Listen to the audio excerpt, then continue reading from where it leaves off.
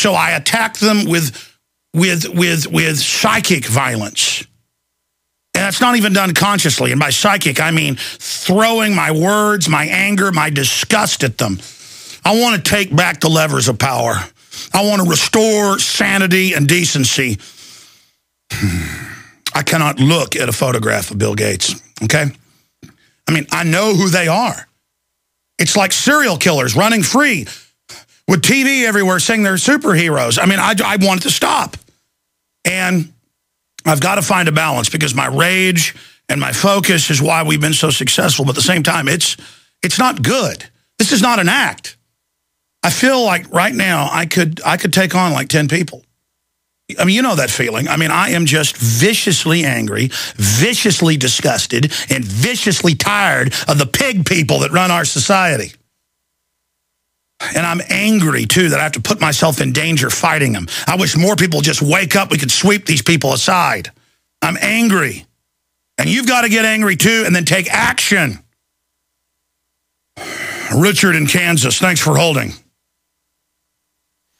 Glad to hold anytime, man. What's on your mind, brother? Seems to me that calling to burn our houses down is another desperate scare tactic by the Illuminati to get everybody to give up their rights and go, oh, here's our money, here's our money.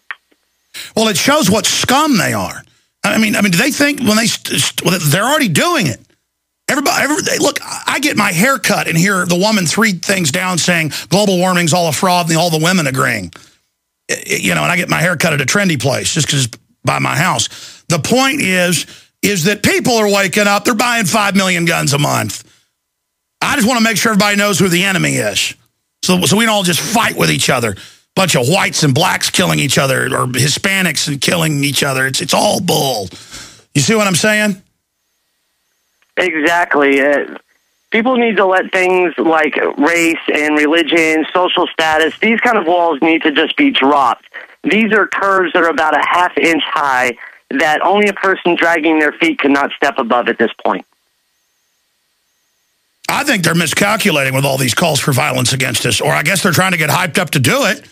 I mean, look, that's what I'm saying. Everybody that wants violence, let's work against it, and then when they start the fights, you know what to do. You understand? But we must let them attack first because we must have the moral authority. Do you understand those that are being attacked have the real power? I mean, do you understand that universal law? Exactly. You always have to be prepared to let the enemy throw the first punch. You just have to prepare yourself to be able to handle the first punch and then defend yourself from there. That's right. That's why I tell the New World Order, I love life so much, strike me down. Because I don't want to die, but I take that power away from you. I am committed. And I just wish people knew how real this is. I mean, I've told the stories of being physically attacked, people calling up, threatening to kill me, and letting me know they were listening to my phone conversations to let me know, like that intimidates me. All that did was put 10 years of fire in my gas tank.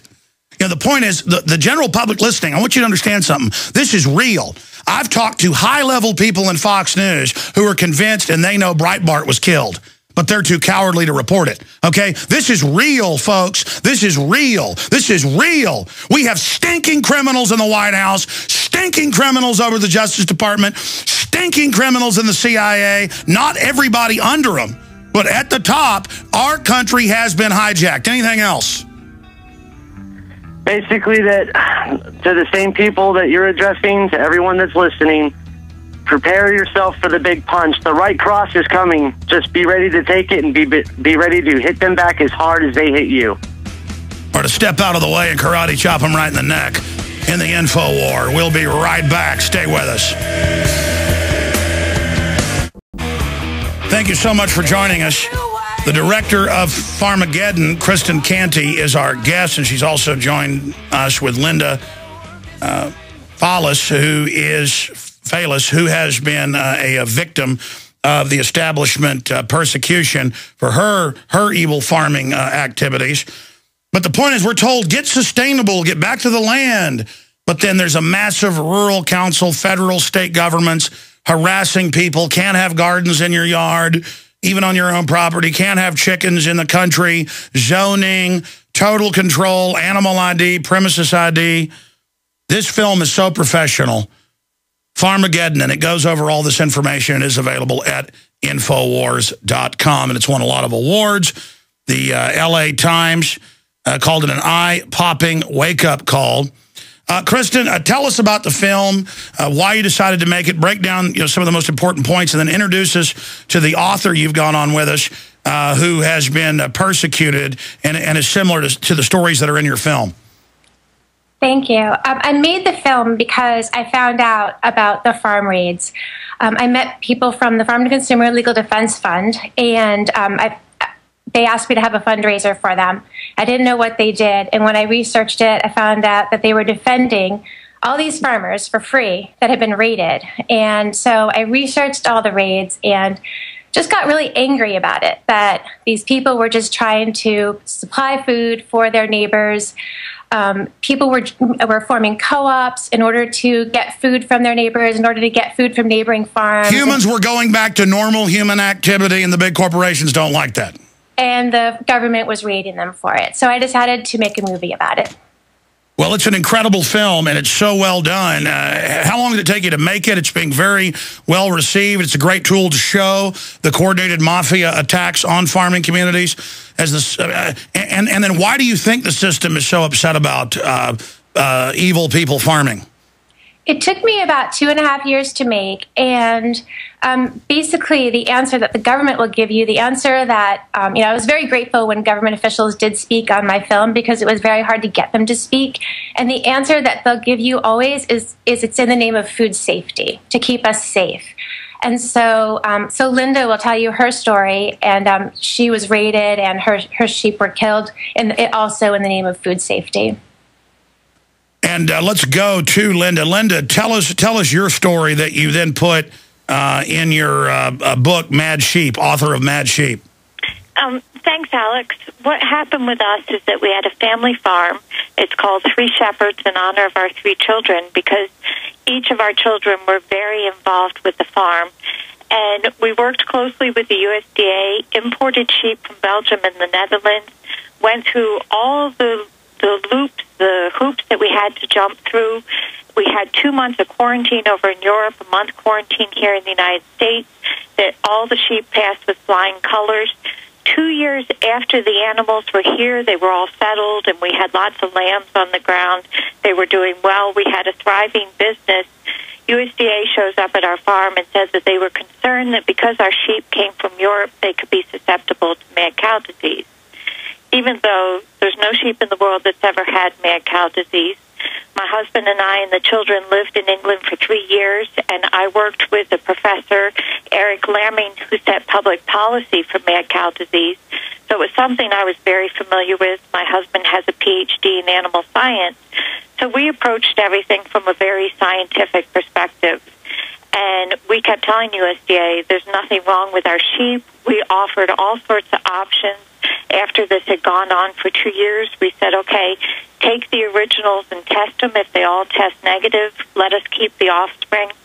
And to make a very long story short, it fell on deaf ears, and at 5:30 in the morning, 17 days before an appeals court hearing that we had, USDA showed up with 42 armed federal agents and USDA officials, took our sheep, all of them, even the lambs, took them out to Iowa and killed all of them for a disease that doesn't exist to this day. And let's be clear, they're coming out with cloned cows, pigs, GMO, toxic waste fed to them, all honeybees dying, pharmacological crops that grow toxins in them. All that's great, but they use that as a pretext to harass people. Have you heard about the case now where they're killing people's pigs, saying that they could be feral instead of dealing with the actual feral hog problem that I'm told is not very bad in Michigan? Have you heard about that newest case? Yes, I have.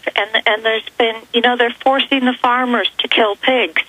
And I've heard that if any of the pigs have black on them, where over in China, all the pigs are black, and USDA imported Chinese pigs into Nebraska, and then some of those pigs were sold to farmers because they're extremely prolific, and that was actually why my husband and I went to Britain, he was studying these Chinese Meishan pigs and trying to figure out why they were so prolific. So here, a breed of pig that has now been bred with American pigs, if any of the animals have black on them, the USDA is now making the animals be killed. But I'm not a farmer, but I've done ranching. I've worked for a large animal vet, and I mean, I went to the livestock show with my children a few weeks ago because they're small and like to look at animals, and they had. Sometimes they have 20, 30 different types of pigs. This year they didn't have that many, but most of them have red hair, black spots, black hair. I mean, most breeds of pig look like this, and now they're just saying a pig has black or red on them, they're dead, and people are like, my pigs are pinned up. And, of course, it's Big Agro wants to kill all these other pig herds that are out there. Just incredible. Right. When we met with the USDA and asked them why they were going after us, they said they were under political pressure from the pharmaceutical and the beef industry. And so they admitted that there was nothing wrong with our sheep, and they actually used our sheep. A USDA whistleblower came forth and has evidence that they used the sheep to get $450 million in funding to upgrade some laboratory facilities they have in Iowa. No, I remember. They wanted to piggyback. I mean, your case was in the news at the time. They wanted to piggyback the fear of the foot and mouth, and then the fear of the mad cow over there as a pretext. And they did all sorts of stuff like that over here, and it's all part of these publicity stunts. Just amazing. Let's continue going back to the director here, Kristin. Kristin, give us some of the other stories you break down in the film. There's a Mennonite farmer who was just, supplying food in a private buying club to his community in Pennsylvania. This was in Pennsylvania. And in Pennsylvania, raw milk is actually legal to sell out of stores. But in many of these cases, the consumers also want cheese, cream, and yogurt, and you're not allowed to sell those things.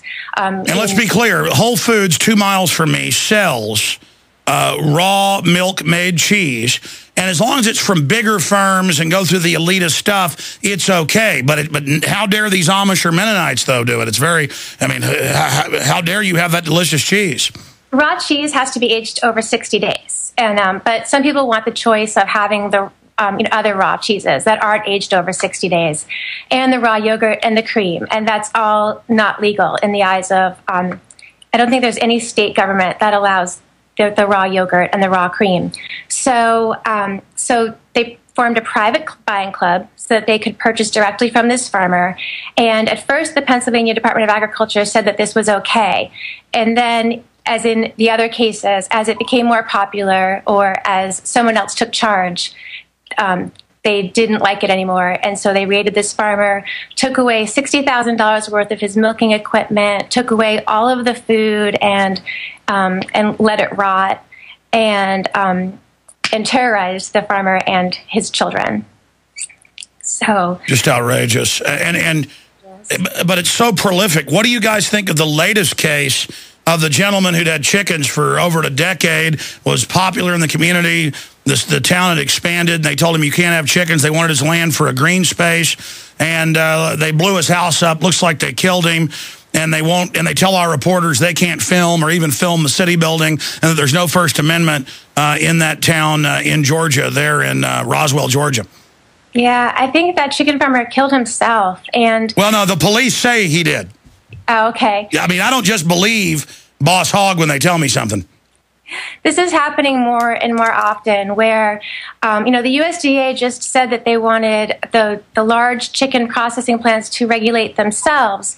And yet I have 11 chickens in my backyard, and I have an 11-page document saying how I need to take care of my animals. And an inspector comes, and I pay $50, and they come out once a year to make sure that my animals have enough space. Yeah, they're parasites. You've got animals out in the open, I see this all the time, but if you've got them chained with their feet growing into the floor, being fed toxic food and antibiotics and GMOs and hormones that we all eat, that's beautiful and wonderful. And folks, I've been inside these big million chicken facility areas. It's like hell on earth. You've got to wear breathing masks. The animals are half dead. You're eating all the meat with the toxins in it, but they are harassing people and small farms everywhere. It's time to stop paying the parasite commissar that money. Where do you live? Concord, Massachusetts. Unbelievable.